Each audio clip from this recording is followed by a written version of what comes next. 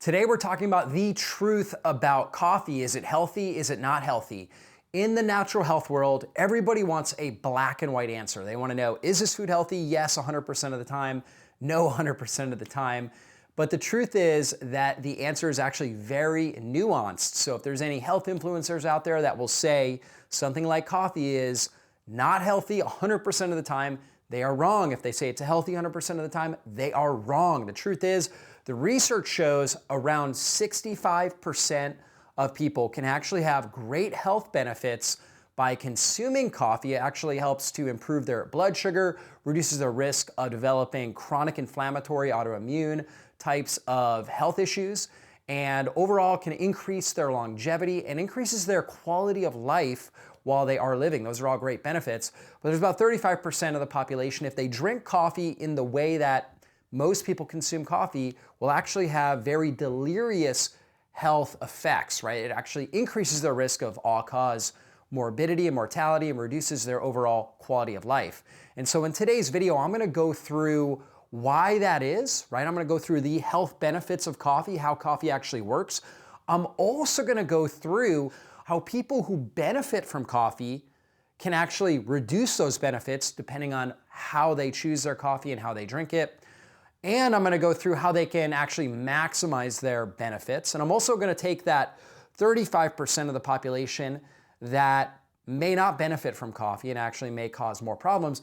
I'm gonna show you how they can actually consume some coffee and actually get some level of health benefit and reduce any sort of negative effects. So this is gonna be a deep dive on coffee. First, let's start with what coffee actually does in our brain. Of course, we're talking about caffeine, caffeinated coffee. Coffee is rich in polyphenols. It has chlorogenic acid, caffeic acid. These polyphenols actually improve the gut microbiome. They've been shown to help support blood sugar stability and help improve insulin sensitivity. Those are all very important things for improving our overall health.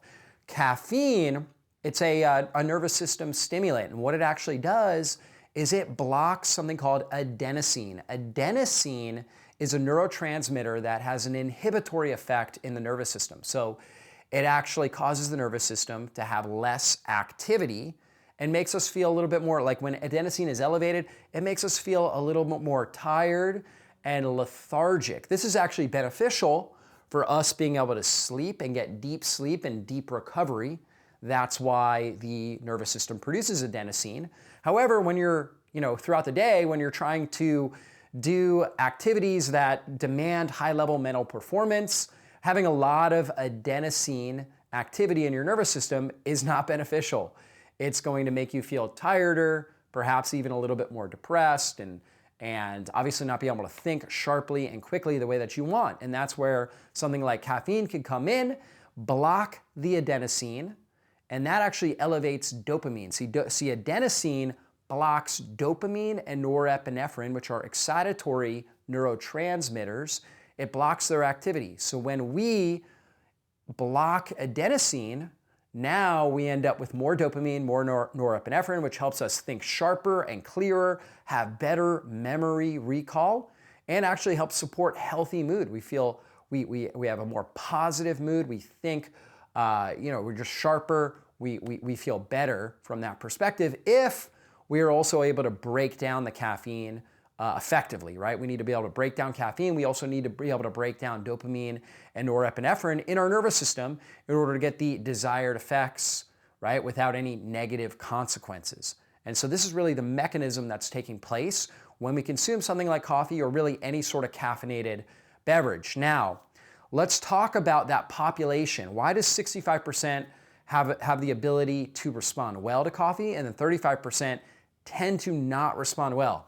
There's a couple reasons, and they have to do with the quality of the coffee, what else is in the coffee. Does it have mycotoxins? Does it have pesticides and herbicides? How well do we detoxify pesticides and herbicides? How well do we detoxify mycotoxins that may be in the coffee? Also, we have to look at how well do we break down and clear caffeine from our bloodstream. When it comes to caffeine and a lot of these toxins, it depends on this key enzyme called CYP1A2 or cytochrome P450 1A2 enzyme. And there's three different alleles, three different subtypes of this enzyme. The AA allele, the adenosine allele, is the fast metabolizer. This is the individual that can drink coffee at night and still sleep, right? They are a very fast metabolizer of caffeine. They drink coffee in the morning and it's like 2 hours later, they feel like they need more, right? Because they metabolize it and break it down so quickly. There is the AC allele. They are medium metabolizers, okay? And so the coffee is gonna last a certain amount, usually a 6-hour half-life or something like that. And then the CC allele is the slow metabolizer of caffeine. These are the individuals, the CCs, right? It's about a third of the population that tend to struggle if they consume a good a good dose of coffee. The average cup of coffee is somewhere between 80 to 100 milligrams of caffeine. Obviously, you can get, double shots and espressos that have a lot more caffeine in them. And of course, you can also moderate that dose or dilute the coffee and consume a lower dose. A typical dose of caffeine for a CC, CYP-A12 enzyme metabolizer, I know it's a lot of words right there, but for that individual, that can overexcite their nervous system. And they may feel overly jittery, not feel good, right? And it elevates their blood sugar. If they were looking at a continuous blood glucose monitor, or if they were to test their blood glucose, they might see a big rise in blood sugar when they consume that as well. So they get this kind of big stress hormone release. Now, there are a couple other things that also increase caffeine metabolism or decrease caffeine metabolism. So what's going to actually increase caffeine metabolism? Vitamin C, that can actually help remove caffeine from your system faster. And also cruciferous vegetables, the sulforaphane and the isothiocyanates that are in cruciferous vegetables can actually move caffeine out of your system faster. So if you are, let's say, a slow metabolizer, perhaps taking vitamin C can be beneficial. Consuming cruciferous vegetables, that can be beneficial to help increase your metabolism of the caffeine. What decreases caffeine clearance? One thing that actually decreases caffeine clearance, which keeps caffeine elevated in your system, especially so, is oral contraceptives, birth control pills, oral contraceptives, particularly during the luteal phase, which is right after ovulation, basically day 14 to 28. So from ovulation to the time that a woman menstruates, that's that luteal phase. Oral contraceptive use will actually double the caffeine half-life in your system. And so some women that are taking oral contraceptives may notice certain times in the month after ovulation that the caffeine just overwires them, right? Or maybe they just need less coffee to get the desired benefits. But either way, it's good to know. There are also a lot of natural agents, things that I've recommended, things that I put in a lot of the products that I use and that I take personally that can also decrease caffeine metabolism. Now, this is a lot more subtler of a decrease, okay? So it's not as noticeable as something like oral contraceptives. That's gonna be things like quercetin, turmeric, cumin, dandelion, what else? St. John's wort, chamomile, peppermint. So a lot of these very beneficial herbs can actually decrease the time it takes to metabolize the caffeine. So for most people, they're not going to notice a difference there taking those herbs. But for somebody that's already a very slow metabolizer, it may move the needle for that individual. Okay, so that's something to keep in mind and keep track of. I think that's important. There's also a couple of other key enzymes. One is the ADORA A2 gene, right? And this has to do with the adenosine receptor. And so there are certain types of alleles.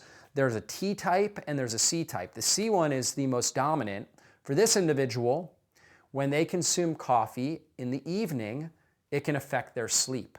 For the T allele, which is a minor form, that individual, it can cause more anxiety. So that's the ADORA A2 gene.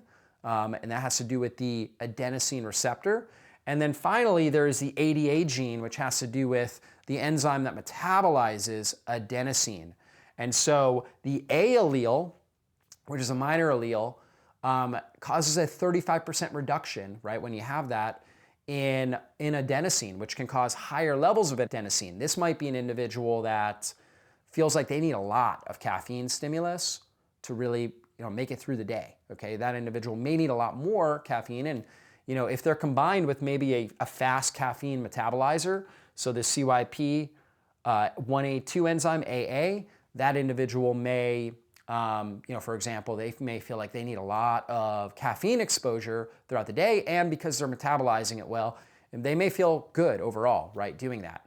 And so another important thing to understand about coffee in general is it's actually the #1 source of beneficial polyphenols in the typical American's diet and lifestyle. Now, that's not necessarily a good thing, because coffee, when we compare it to things like high polyphenol extra virgin olive oil, when we compare it to things like cranberries, blueberries, raspberries, strawberries, so all of our beneficial fruits, a lot of different vegetables, it's not really that great of a source of polyphenols compared to some of these other things. But for most Americans, they're consuming a diet rich in ultra-processed foods, and the coffee is providing the beneficial polyphenols. But with that said, coffee does have some really great polyphenols, chlorogenic acid and caffeic acid, which have been researched to help improve brain function, support blood sugar stability, improve insulin resistance. They actually help support the microbiome and create a stronger, more integrous gut lining. And that's all super beneficial. And we break down all the benefits of coffee. We know that it really improves brain health. People think sharper and clearer, right? We know that short term, and most people have experienced that. In fact, I always say coffee, or caffeine in general, should be a great performance enhancer. You should feel great after you consume coffee for the next 4 to 6 hours. You should feel really, really good. If you don't, if you feel jittery, if you feel if you've got a lot of anxiety, if you have more cravings or hunger, it's a sign that you either don't metabolize caffeine or coffee well, or there's bad things in the coffee, or you didn't get the right dosage. Maybe you took too much coffee or too much caffeine. So that's what you have to look at if you're not responding well to the coffee. But we know that coffee not only makes us feel better in the short term, but also long-term coffee drinkers have a lower risk of neurodegenerative conditions, Alzheimer's, dementia, Parkinson's disease. So if you have that in your family history, coffee consumption in the right dosage with the right kind of coffee, which I'm going to go through, that can be extremely beneficial for your overall brain health. Okay. Also, we know that it improves blood sugar levels. Individuals that drink coffee have a lower risk of developing diabetes and blood sugar problems. Number 3 is it increases fat burning. So it actually activates something called AMP kinase, which turns on fat burning, activates what we call lipolysis.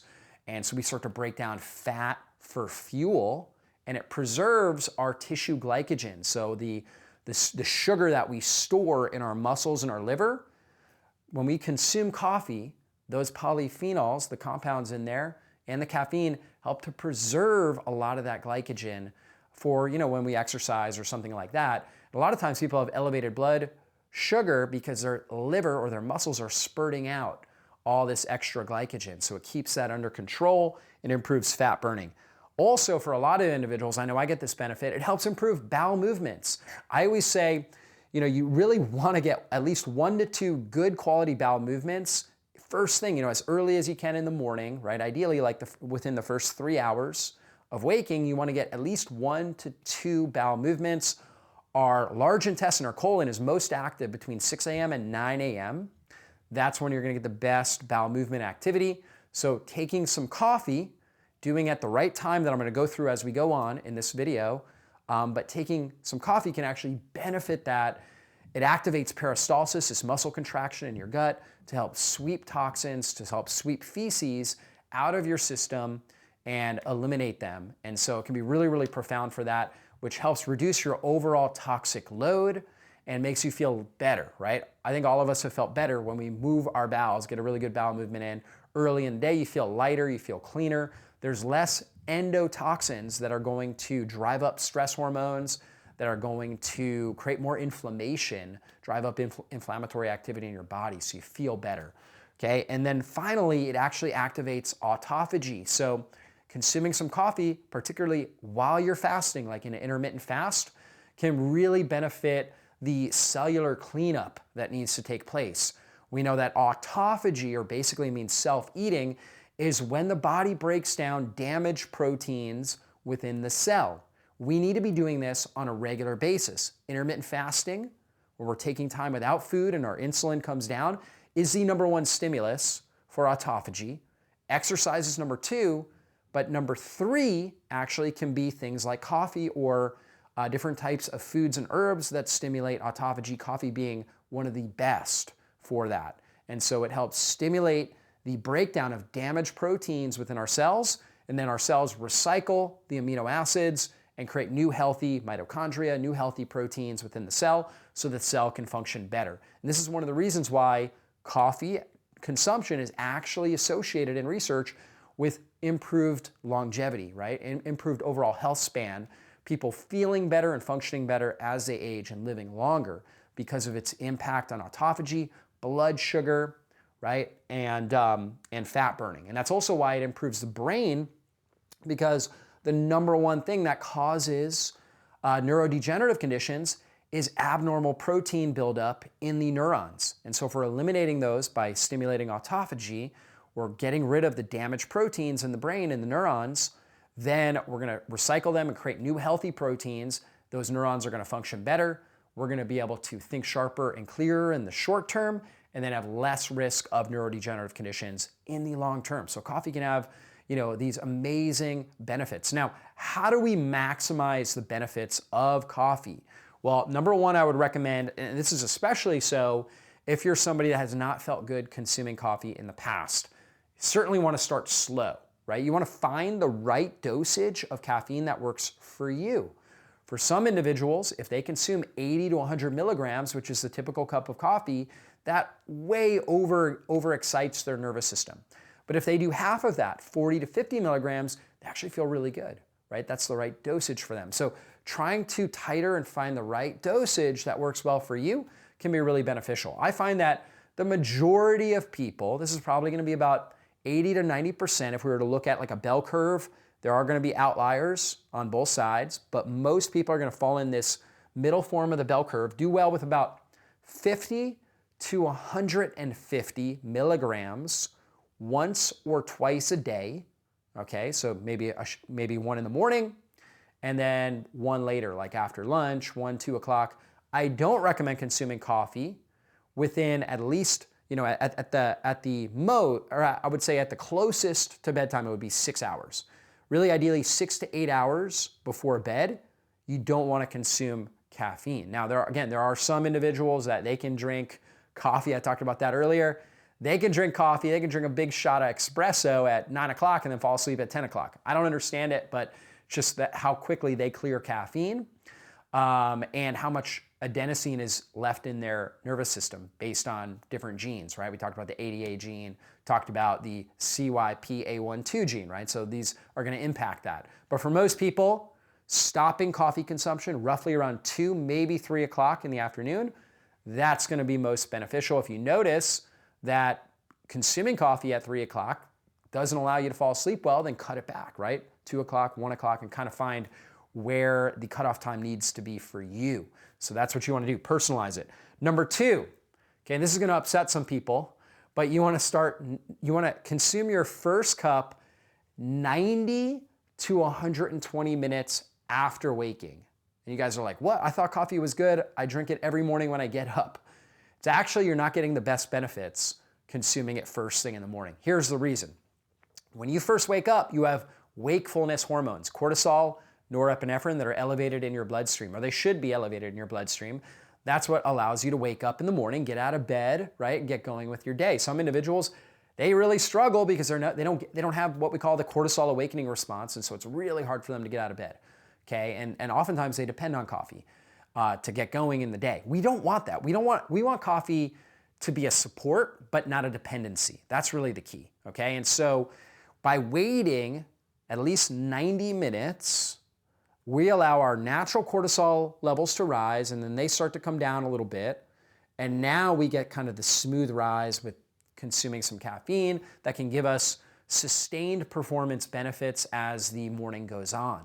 This is what I do. So what I always do is I drink 2 to 3 cups, because I like I like some sort of warm beverage in the morning. Just really helps me we keep our house cool at night oftentimes because it helps us sleep better. I want something warm, and the warm beverage actually helps stimulate peristalsis and stimulate bowel movements.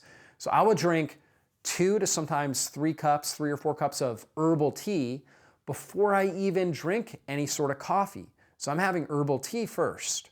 That's what I go to first. And then after roughly 90 to 120 minutes, somewhere in that range usually, that's when I have my first cup of coffee. And so for me, I'm usually waking up 6:30 in the morning. So usually by 8, somewhere between 8 and 9, that's when I'm usually having my first cup of coffee. And so that's really the most beneficial way of timing it out so you get the best benefits. And now that coffee typically is going to have, depending on how quickly you metabolize caffeine, usually a 4 to 8 hour window, right, where it's going to be, you're going to get the benefits. And so now it kind of takes you in right up to lunch. Number 3, add salt and minerals, right? And so when we're consuming coffee, sometimes we're already salt and electrolyte deficient. In fact, one of the reasons why somebody who's a slow caffeine metabolizer may have an exaggerated negative response to caffeine, in fact, it's probably the most common reason, is that they are magnesium deficient and oftentimes overall electrolyte deficient. So they're deficient in sodium, in particular, sometimes potassium, and then also magnesium. So taking electrolytes, in fact, some companies actually give you you can actually buy an electrolyte dropper to put in the coffee, right? Or you can also take a magnesium capsule, or you can put salt in your coffee. There's a lot of different ways of doing this, or just take salt, put it on your finger, and take it in your mouth, and then maybe some magnesium supplement, and then drink your coffee. And that can actually help you improve your response. So it's smoother, cleaner, less jittery, and better overall brain function. So that's really key here. Number 4 is make sure you get a really clean coffee. You want to make sure it's organic, because coffee is one of the most pesticide, herbicide sprayed plants out there. So if you're going and you're getting coffee from your typical coffee store, right? I'm not against that 100%, but if you just go to Starbucks or wherever it is and just get a coffee every single day, you are getting tons of pesticides and herbicides in your cup. So you want to make sure with coffee, for absolute sure, as much as possible, you're getting that organic to reduce the amount of toxins going in your system. Some people react really negatively when they consume pesticides and herbicides, and that may be contributing to the negative effects that you're experiencing when you consume coffee. Also, it puts more stress on this CYP1A2 enzyme, which can slow down its ability to break down the caffeine as well. So if you're not feeling good with your coffee, make sure you try to get organic. And I also recommend mycotoxin-free. What are mycotoxins? They're mold toxins. So coffee is very commonly contaminated with mold, okay, and mycotoxins in the actual coffee bean. When we consume them, we may have a really negative response. And so get coffee from a company. I like this company called Life Boost Coffee because they are third-party certified to be mycotoxin free. So they have a separate lab that tests their coffee, makes sure that it's mycotoxin free, it's all organic, and then the last thing is shade grown. And the reason why shade grown is beneficial is that most coffee that's grown in the sun develops a real harsh acidity, and that can actually cause more acid reflux and more agitation in the stomach and the stomach lining. And so there's a lot of coffee out there that certain individuals can't consume because it's so acidic, and it causes more problems for that individual. It drives up acid reflux, causes pain and burning in their stomach, can cause more digestive issues. When the coffee is grown in the shade, it has more basic pH. It's around 6.0, basic is 7.0, compared to typical coffee, which is roughly 4.5 to 4.9 pH when it's cooked up. So the shade grown is going to be much easier for your digestive system to tolerate. So again, I love this company, Life Boost Coffee, and we'll have a link in our show notes where you can check it out. But it's organic, it's mycotoxin free, and shade grown. Now, there are other companies, not just Life Boost, that do this. So make sure your coffee that you have at home, try to get organic, mycotoxin free, shade grown for the best coffee experience to get the best benefits. Number 5, this is really beneficial as well, is you can add MCT oil to your coffee. The MCT oil turns into ketones.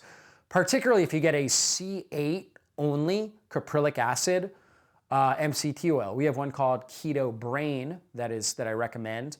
It turns quickly into ketones, which cross the blood-brain barrier and turn down inflammation in the brain, and also turn down hunger and cravings. So for some individuals, adding in the MCT oil, they just feel really good. Like it gives them an even greater brain benefit than consuming the coffee alone. So that's a great way to get even more benefits to consuming the coffee. And for some individuals that may have not had a good experience with coffee, that may actually help them have a better experience with coffee. So to summarize this, for most people, coffee can have incredible health benefits. For some individuals, they really respond poorly to it. Now, taking that 1/3 of the population that doesn't respond well to it, there are things they can do that may improve their coffee experience and may allow them to consume some coffee, right? The right type and the right dose at the right time, and get health benefits